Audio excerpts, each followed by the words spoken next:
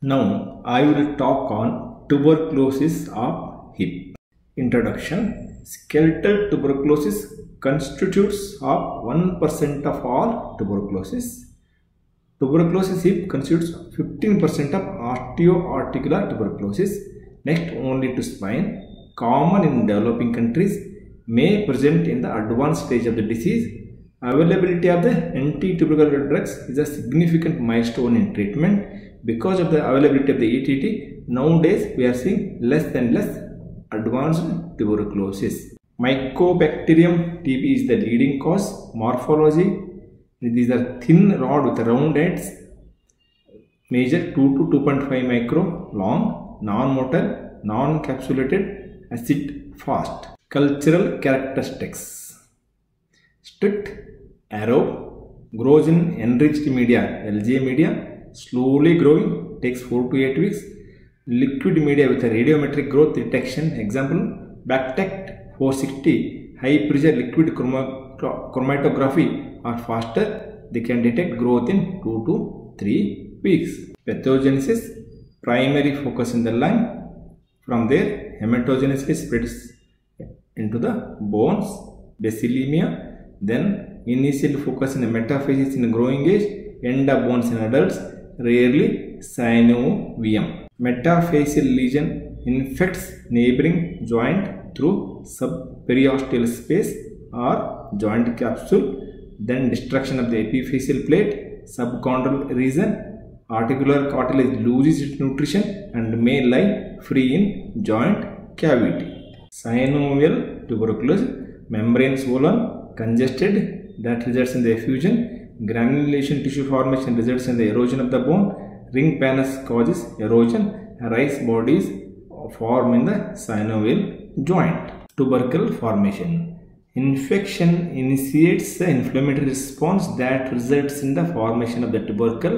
There are two types: soft tubercle and hard tubercle. Cord abscess formation due to exudative reaction which consists of WBC, serum, caseous material, bone debris, TB bacilli, and this penetrates ligaments and various facial planes, and it feels warm, and it can come out of the skin and form a sinus and ulcer, and that which can get secondarily infected with a bacterial infection. Tubercular sequestra formation causes ischemic changes, loss of nutrition of articular cartilage. Degenerative changes may be due to calcification of caseous material that results in a smaller sequestra. Types of diseases: caseous exudative, granular. In caseous exudative, there will be more destructive, exudative, less insidious, marked signs and symptoms, common in children. Granular, less destructive, it is dry type, more insidious, less symptoms, and common in adults.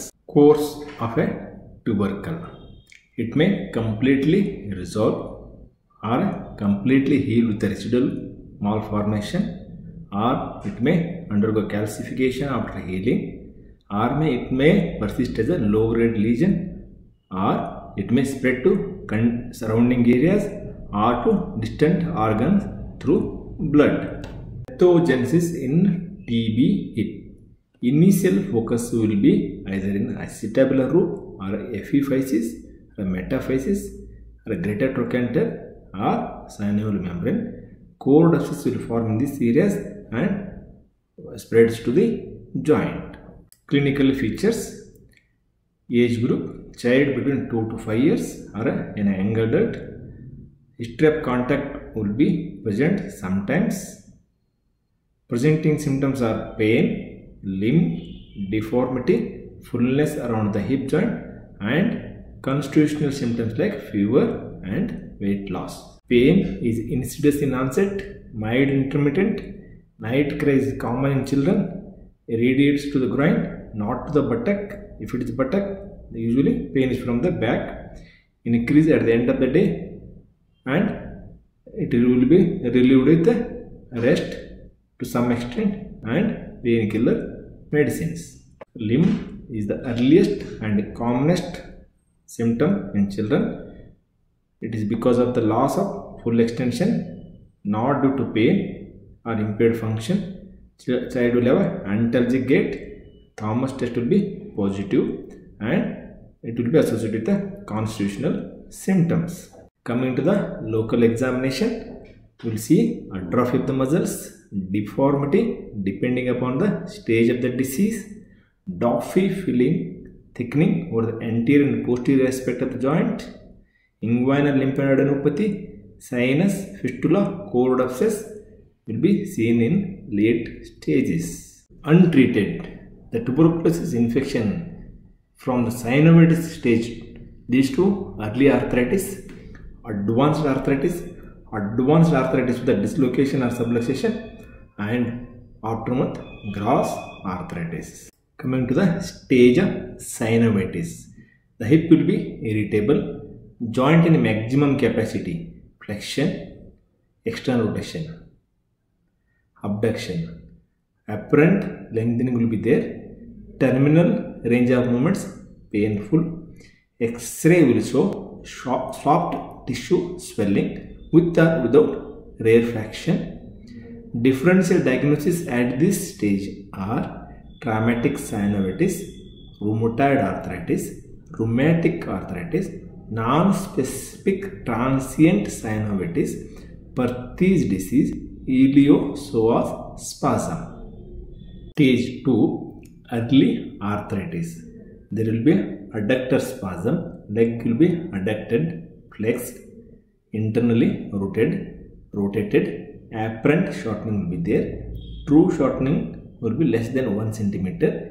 X-ray will show localized osteoporosis with a slight decrease in joint space. Stage 3, advanced arthritis, joint space disappears almost, there will be damage to the bone, there will be rarefaction, and head will be resorbed to some extent. Stage 4, advanced arthritis with dislocation or subluxation. In the X-ray, you will see wandering acetabulum, mortar and pestle appearance. Stage 5, aftermath of gross arthritis, there will be gross deformity and ankylosis, coxa magna, valgus, varus, anteversion, all those things will be seen in X-rays.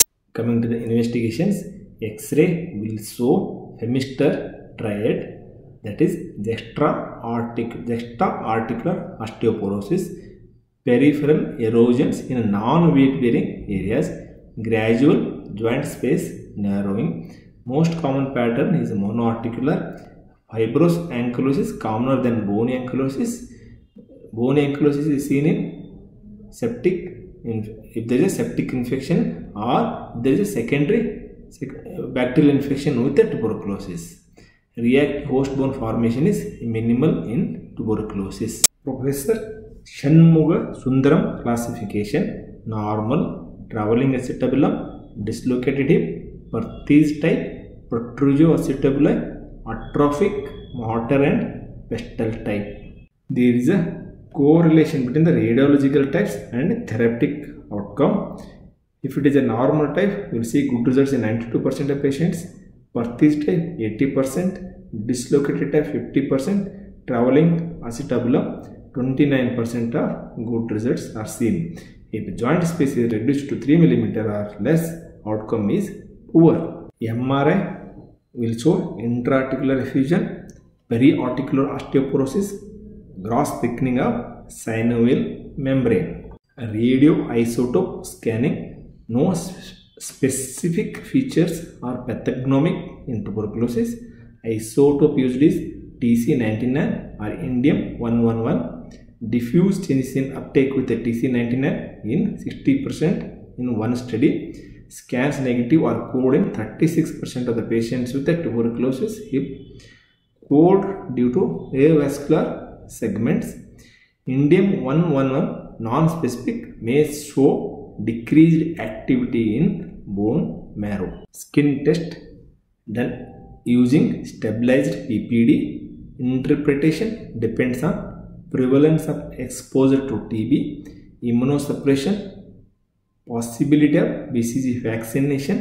It is useful in children. Other investigations, ES are neither specific or completely reliable. Lymphocytic leukocytosis, ELISA sensitivity 60 to 80%, chromatography, nucleic acid probe, PCR. Ultimate diagnosis is by high index of suspicion, recognition of MTB, Mycobacterium tuberculosis, and either histology or a culture, ideally both by synovial aspiration or by biopsy. Synovial fluid, culture positive in 80% of cases, smear positive in 20%, grossly Cobb appearance is in protein always elevated, glucose low in 60%, WBC count will be 10,000 to 20,000, mainly lymphocytic. Biopsy is the quickest and most reliable test.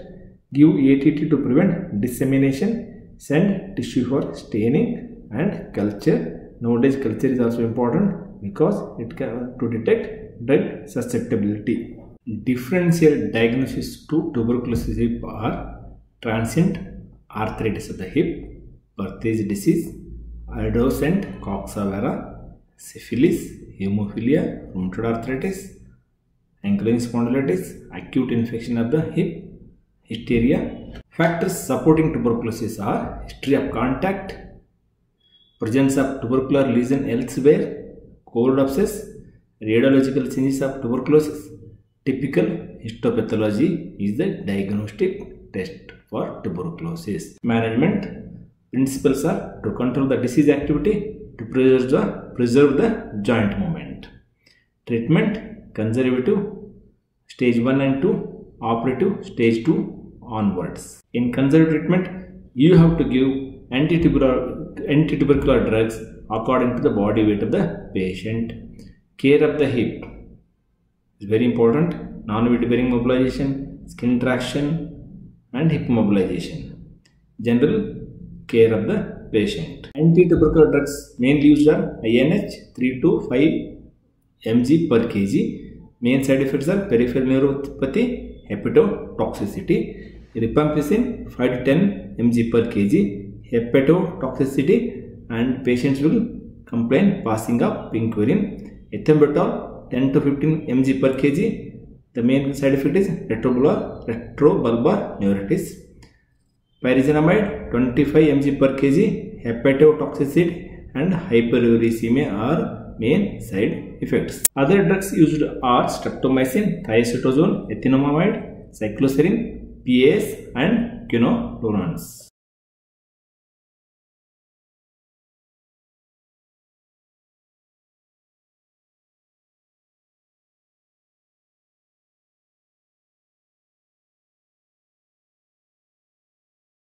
Care of hip. Traction. You have to give traction. Traction is given to correct deformity, to give rest to the joint, to release muscle spasm, and it maintains joint space. Minimizes chances of development of migrating acetabulum. Hip mobilization exercises within limits of tolerable pain. After 4 to 6 months of treatment, ambulation can be started. In advanced arthritis, some surgeons advise hip spica for 6 to 9 months. Ideal position of ankylosis is neutral between abduction and adduction, 5 to 10 degree of external rotation and flexion. After 6 months, partial weight bearing with a single hip spica and mobilization with a caliper or crutches for 2 years, and general care of the patient during this period is very important. Coming to the operative treatment. Indications are unresponse to conservative treatment, severe joint destruction or subluxation. The procedures done are joint debridement and synovectomy, arthrodesis, arthroplasties, and corrective osteotomies. Joint debridement and synovectomy. Approach, you can approach anteriorly or posterior approach. Care, not to disturb the retinacular vessels, not to dislocate the hip. You can cure it as cystic lesions, and some surgeons advise bone grafting. You have to close the wound and apply hip spica for 6 to 8 weeks and continue anti-tubercular drugs. Then what are the complications? Avascular necrosis of femoral head because of the loss of blood supply, slippage of the proximal femoral epiphysis in children, or a fracture, hemorrhagic and acetabulum can happen rarely. Arthrodesis.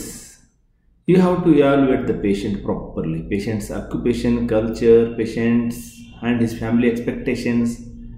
You have to take into the consideration before deciding about arthrodesis. It is indicated in joint destruction, extensive joint destruction. Methods are intra-articular, extra-articular and pan-articular. Coming to the intra-articular arthrodesis. Correct the deformity preoperatively. Articular surface denuded, excised and grafting is done in some cases. Hip in the best functional position. You can insert a Steinmann pin, but have to be careful about migration of the pin into the pelvis. Remove the pin in 6 to 8 weeks. Apply single hip spica, and after that gradual weight bearing is allowed. Coming to the extra-articular arthrodesis. Nowadays it is very rarely done. It is only of historical importance. Joint left and undisturbed. Graft is placed between GT and ilium or between the femur and ischium, and some trochanteric osteotomy done in some cases of the deformity. Hip spica is applied. Walking in single hip spica between 8 weeks to 6 months. And most common cause of failure is graft insertion into the diseased area and graft resorption. Abbott Lucas technique. It is done in 2 stages. Indications are extensive destruction of the head and neck of femur, deficient bone stock. Can be done in the presence of active infection or a discharging sinus. In the first stage, placement of a denuded GT into the denuded acetabulum that leads to abduction, causing compression arthrodesis. In stage 2, done after 4 to 8 weeks to align arthrodesed limb in a satisfactory position. Next surgical option is excisional arthroplasty. Done in healed and active disease after growth completion, provides mobile, painless hip joint with infection control and deformity correction. Drawback being some degree of shortening and instability. Approach being anterolateral or anterior. In this, femoral head is excised, including neck and proximal trochanter and acetabular rim.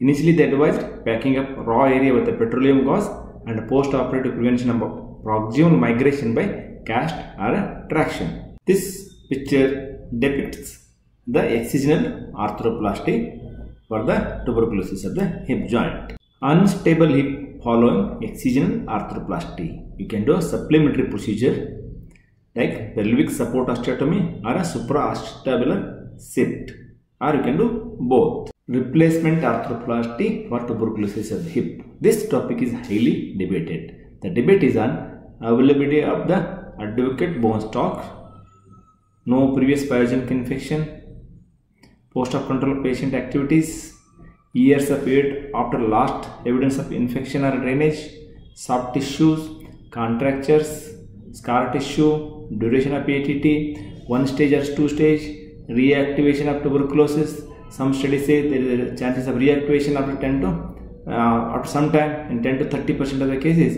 These are the things we have to keep in mind before doing a hip replacement in tuberculosis. In journals about doing a THR in active tuberculosis of the hip, what they recommend is extensive debridement, anti-tubercular drugs for 6 to 15 months, and according to them it gives a symptomatic relief and good functional improvement, and they conclude that THR in the patients with active tuberculosis of the hip is safe procedure.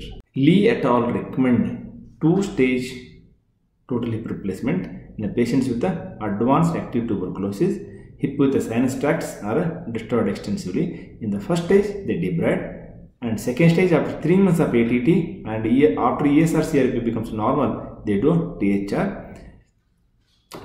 In their study, the Harris hip score increased from 35 to 91.5 at the final follow-up, and they have not reported a reactivation of the infection. Tuberculosis is a late complication on implant surgery. Patient developing tuberculosis infection after implant surgery. The predisposing factors are, it was first reported in 1978, and predisposing factors are extensive surgery, use of metal implants, diabetes mellitus, steroid intake, poor nutrition, immunocompromised patients. Diagnosis is by high index of suspicion and examination of diseased tissue.